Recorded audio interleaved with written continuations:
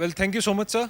And I consider myself very lucky to share podium with my seniors. And I don't think that professionally and intellectually I've grown enough to share this opportunity. However, I'll give it a shot.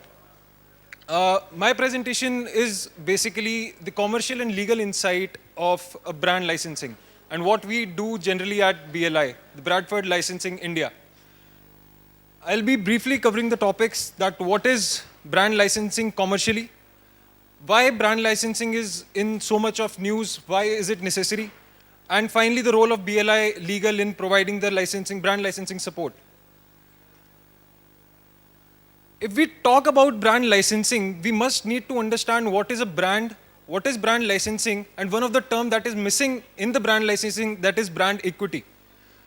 Brand is nothing, it's just an indicator of the maker or the seller of a product or a service. Brand equity, however, is derived from the reputation and image of the brand from the general consumers. And brand licensing is just an extension to leverage that brand equity and enter a new category of business altogether, targeting a new range of consumers. So a well thought of licensing agreement will expand the brand of the licensor to the new categories of business. I'll take a very small example and a successful example of brand licensing, that is Mr. Clean, which was launched in 1963 by P&G, and it used to make only liquid cleaners. However, with time, they conducted market surveys, and the consumer started expecting that Mr. Clean should come up with new products. And right now, today, they leverage that brand equity into a different category of business altogether. They are now into mops, brooms, and everything. You name it and they have it. So that's the perfect example wherein all the three definitions fit in. Now the question is that why do we need brand licensing? Is it even advantageous to anybody? Because we talk about so much of things, but still the pointers to note are that it enhances the brand image. The brand image, for example, let's say Apple, it manufactures phone. However, the Apple accessories are generally licensed to other to a separate manufacturer altogether. It increases the market scope. The product of the consumer, the product owner, the brand extends to a different range of consumers. It's a fast market entry. The brand owner does not need to set up new manufacturing units to manufacture those products, and he can easily license his brand to that manufacturer. For example, in case of Mr. Clean, P&G licensed that brand to a company named Magla who was already making the brooms. And most importantly, brand licensing increases the revenue both for the licensor in view of royalties and for the licensee as well. Now, when we talk about brand licensing, there is a certain preliminary homework that has to be done, not legally, but also commercially.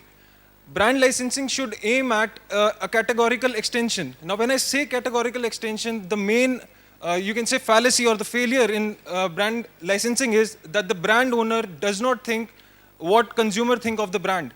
They think what they think of the brand. In reality, the brand is what consumers think of it is. For example, there are certain examples of failures. Apart from these examples, there's Zippo lighters, which is renowned for making lighters. However, they extended their brand into a completely different product category, that is Zippo perfumes for females. The general consumer at large could not even perceive Zippo making perfumes for women, and hence it failed. Another biggest example of a brand extension failure is the new Coke launched by the Coke itself in 1985.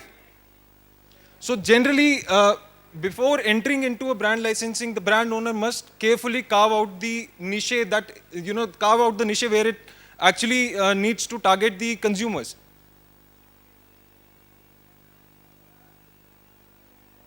Now, when we talk to the legal aspect, come to the legal aspect of the preliminary homework, it can be categorized into three basic categories.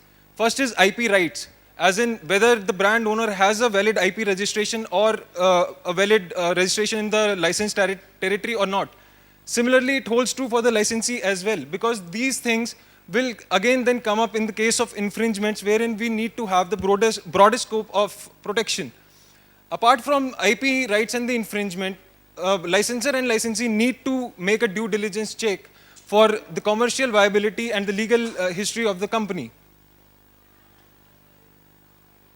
When we come at the licensing agreement, generally all the brand owners and licensors and the licensee, there are certain provisions that needs to be kept in mind. That can be broadly classified into three categories. First is royalty. First is royalty, the slab of minimum royalty, minimum guarantee, mode of payment, interest rate and taxes, final settlement, audit rights.